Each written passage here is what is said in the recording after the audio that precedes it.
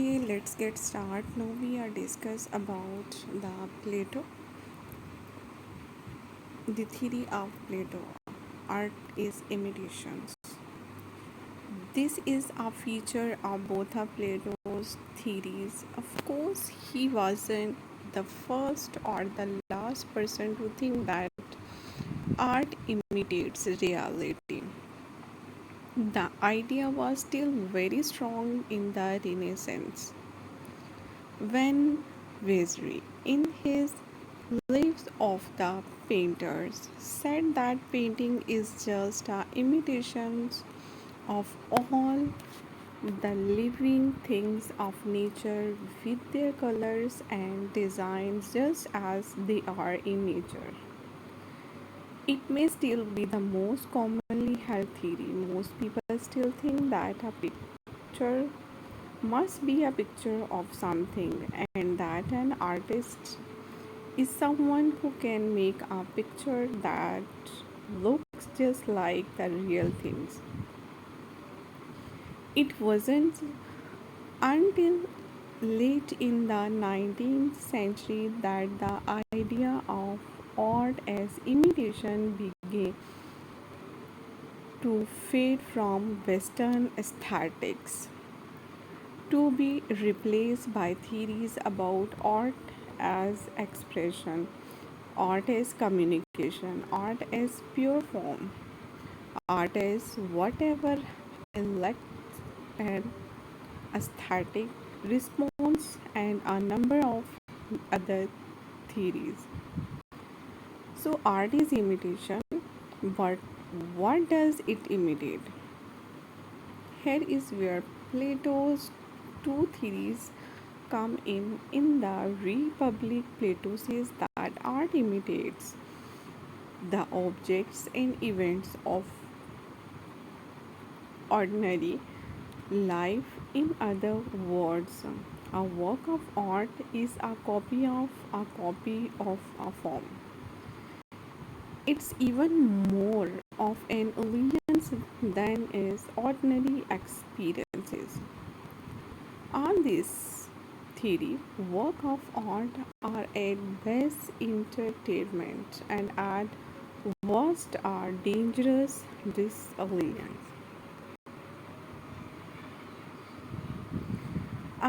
Moment's thought will suggest a way of building a more art friendly theory out of Plato's philosophy. What is the artist is somehow able to make a truer copy of the form than our ordinary experience of it offers. This theory actually appears in Plato's short early dialogue, The Law. Socrates is questioning a poet named Law, who recites Homer's poetry brilliantly but is no good at reciting anything else. Socrates is puzzled by this. It seems to him that if Law has an art skill of reciting poetry, he should be able to appeal his skilled knowledge to other poets as well. He concludes that Law doesn't really possess skilled knowledge. Rather, when he recites Homer, he must be inspired by God. The Law drips with skepticism. Plato didn't take the art by divine inspiration theory very seriously, but many ancient, medieval, and modern artistic and aestheticism, aestheticians have found it irresistible. After all, are not artists often inspired? Doesn't their creative genius often produce wonderfully surprising results about which the artist will say, I don't know how I did that. Most important, don't artistic shows us the essence of things and revival truth that we wouldn't otherwise see. The review of the artist as inspired revealer of ideal essences fits well with the spirit of Plato's synopsism, a dialogue full of speeches in praise of love, in which Socrates gives compelling pictures of the ascent from sexual love to the aesthetic appreciate of beautiful bodies, to the love of beauty souls, and finally to the contemplations of the ideal form of beauty itself. Itself, spirit fills music, classic Greek art. Late classic sculptures present God and heroes as ideal bodies, built in perfect prop- proportions and filled with a cool response as if they inhabited a perfect and changeless divine world. The classical idea of the artist uh, capturing an essence has continued to exert great power from the Renaissance rediscovery of the Greek canon of proportions to the 20th century sculptures of Constantine Brynskis, the paintings of Piet Mondrian, and the color is theory of Wesley Kandinsky and the Blue Rider group. The idea of the artist as divine inspired or even supposed has also persisted to the present day. To the present day, some of our most common art vocabulary derives from this idea. For example, the word music derives from the Greek muse, the demon who inspired an artist's work. The definition of genius is originally the same. You are genius, you are personal diamond or inspiring spirit. There are countless paintings from the Renaissance which depict a genius of this sort or an inspiring muse, and there are some which combine the ideas of inspiration and imitations, showing an artist or musician contemplating a divine ideal and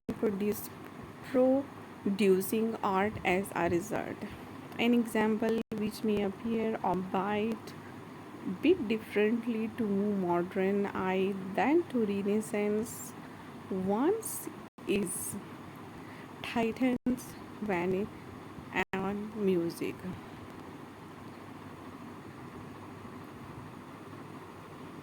The idea of genius was strong in the Romantic period and has certainly not gone away since that time. Problem with the imitation theory. In either of its two variants, as imitation of the world or imitation of an ideal, the imitation theory has problem. It's at least plausible as a theory about representational painting, drawing, and sculptures, and it can be stretched to fit some abstract work, as in the case of Bransky and Mondrian's. But even with such work, it leaves a lot out. With an artist like Jackson Pollock, it leaves out everything. What do his drip painting imitate, and how is the theory supposed to work for music? What does music represent? Plato spoke about music representing natural sound and emotional, as did Aristotle. But even if one agrees that music imitates emotion, could one build a theory of music out of this fact alone? Art is powerful and therefore dangerous. Poetry, drama, music, painting, dance, all state of our emotions. All of the arts move people powerfully. They can strongly influence our behavior and even our character.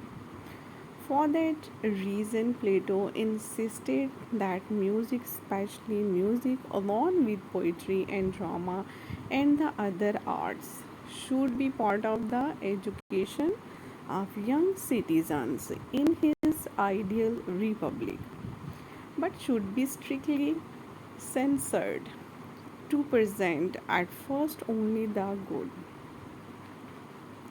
That stories and images can shape character may seem obvious enough. But how does music do this? Plato was much impressed with the theories of Pythagoras and his does music and his number mysticism. Early thinking about geometric ratio was partly inspired by noticing the series of overtones connected with the vibration of a string when plugged vibrate along its whole length, but also in halves gives the octave, and in other divisions which give the fifth and third and the rest of the overtone series. These are the bell-like higher tone string players produced when they play harmonic. Plato thought that the right sort of music would help to set the soul in harmony rather than discord, but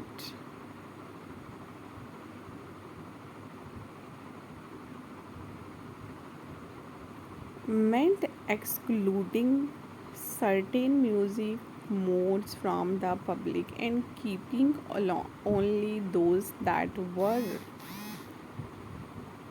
conceiving to a properly ordered soul, one whose will ruled its passion at the direction of its reason. Only when young people were ready should the strength of their character be tested by exposing them to dictions of evil and to the more harmonious mode of music. From Plato to New York, Mayo, Roldos, Quiloni, influential people through the centuries and cross cultures have worried about the power of the arts to influence and potentially to corrupt.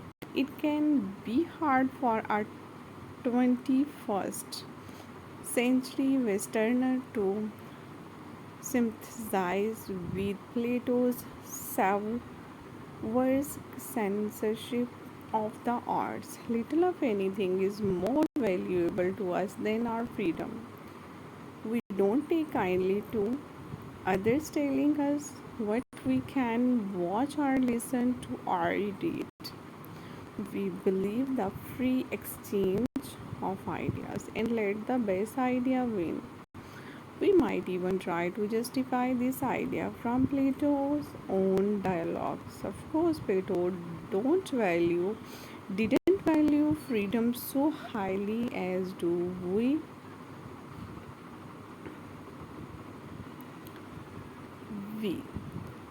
He thought that freedom with no limit and no proper training would result in no good.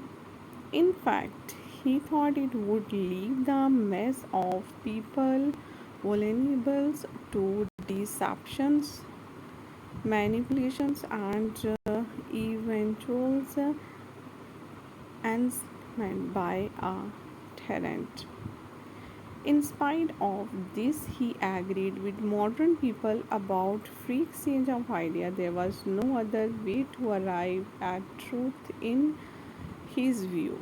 His problems with the arts was that they operated by image rather than by ideas, and thus that they might put the truth rather than clarifying it.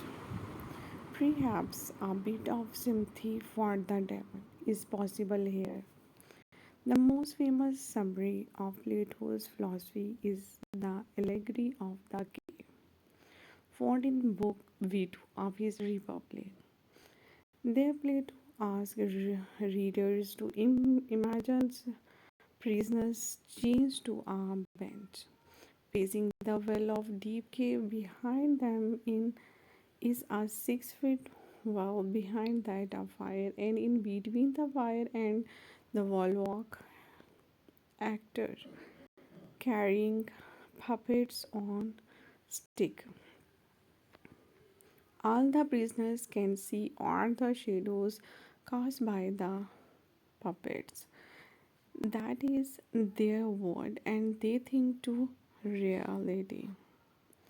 Image that can a prison is somehow revealed. At first, he or she will stumbles in the dark and be blind by the fire, but then come to realize that the shadows are copies of the puppet. The liberated prisons stumbles further up all way out of mouth of the cave and into sunlight. There when the stumpness goes away, the prison sees the real things of which puppets themselves are copies. Finally, he or she is able to see the sun by whose light the real things are visible. Okay, do like, share, and subscribe. Thank you.